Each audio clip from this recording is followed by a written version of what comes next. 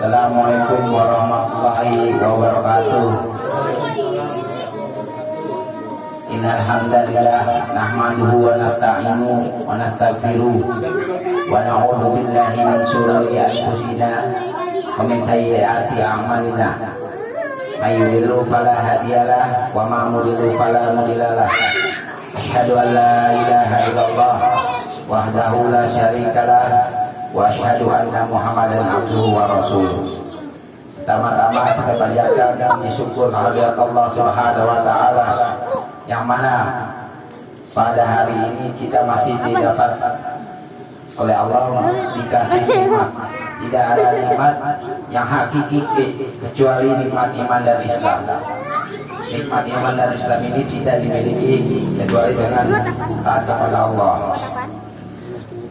Oleh karena itu, dengan kesempatan berbayar sekali ini, saya ingin menyampaikan ceramah tentang tauhid.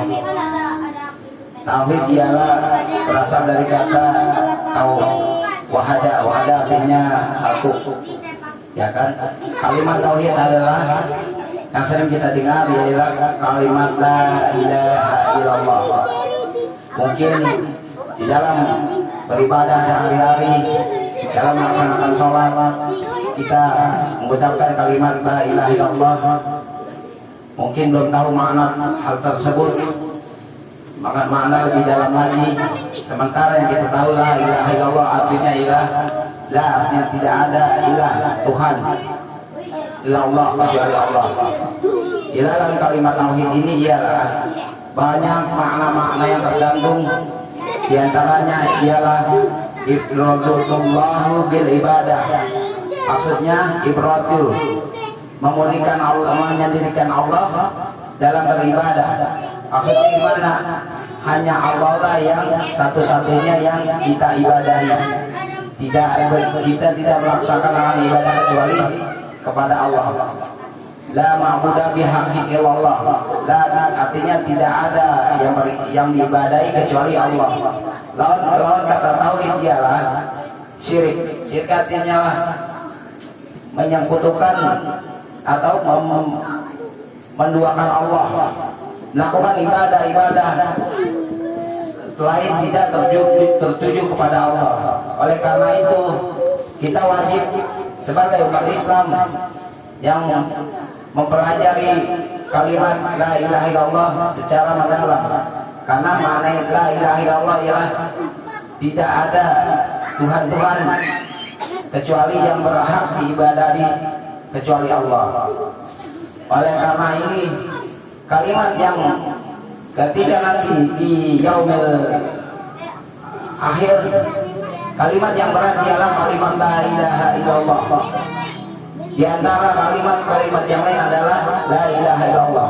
Bagaimana kita cara mendapati atau mengetahui mana la ilaha illallah kecuali dengan menuntut ilmu, dengan mendatangi majelis ilmu.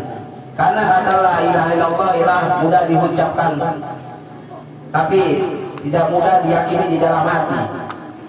Contohnya, apabila orang yang akhir hayatnya dalam sakaratul maut, maka Nabi, barang siapa yang mengucapkan la ilaha illallah, maka dia akan masuk surga.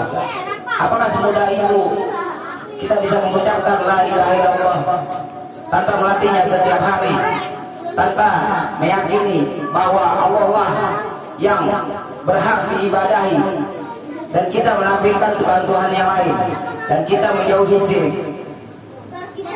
Semua umat Islam bakal masuk surga. Ada yang berpendapat semua umat Islam masuk surga kecuali, ialah maksudnya di sini ialah umat Islam yang tidak berbuat syirik. Syirik artinya ialah menyekutukan Allah dengan yang lainnya, menduakan Allah, beribadah kepada Allah dan beribadah kepada yang lainnya. Oleh karena itu, perkara kata la ilaha illallah bukanlah perkara yang gampang. Oleh karena itu, maka apabila kamu mendapati dalam orang menjelang sakaratul maut, Maka Nabi menjelaskan, lakinu mautakum la ilaha illallah dakhalal jannah. Lakinu maksudnya ialah talqinkanlah mautakum. Mautakum di sini ialah kata yang harus masih mustalaq. Mustalaq maksudnya apakah itu mayitun atau maitun? Ya kan? Ada orang berpendapat kata mautakum adalah yang telah mati. Sementara kata lakinu ialah bertalqinkan. Maksudkan talqin ialah mengajarkan sesuatu, mengajarkan orang, kita mengajarkan kepada orang untuk mengucapkan apa yang kita ucapkan. Hal ini ialah yang dimaksud lakinu mautakum la ilaha illallah dakhalal jannah, ialah orang yang akan mati itu. Tapi ketika orang yang sakaratul maut, apakah mudah mengucapkan la ilaha illallah seperti yang biasa kita ucapkan setiap hari? Hal itu mustahil. Kenapa mustahil? Karena kalau umpamanya kita tidak meyakini dan mengetahui ilmu-ilmu tentang kalimat la ilaha illallah, ialah mustahil mengucapkan. Karena di dalam orang sakaratul maut itu seperti orang yang mabuk. Sakaratul maut itu adalah kata dari sakor. Sakor artinya orang yang mabuk. Orang yang mabuk ini seperti orang yang kebingungan, tidak mengetahui apa yang dia dengar. Maka dari itu kita dari pihak keluarga menganjurkan lakinu mautakum, talqinkanlah mautakum di sini adalah orang yang akan mati. Dan oleh karena itu marilah kita meyakini dalam hati kita bahwa la ilaha illallah ialah la ma'budu bihaqqin illallah. Artinya la, tidak ma'budu yang diibadahi kecuali Allah. Dan kita harus menafikan yang lain. Tidak boleh beribadah kepada Allah tapi berbuat syirik. Ini adalah contohnya. Kita masih mengerjakan sholat, mengerjakan puasa-puasa di bulan Ramadan, mengerjakan membayar zakat, mengeluarkan infak yang Allah berikan, bersedekah, tapi kita masih berbuat syirik, maka amalan syiriklah ini yang telah merusak dan akan memasukkan kita ke dalam surga. Oleh karena itu, saya ingin mengetahui, ingin mengasih pelajaran kepada jamaah dan kepada diri saya sendiri, bahwa tanamkan di dalam hati kita bahwa la ilaha illallah ialah la ma'budu bihaqqin illallah.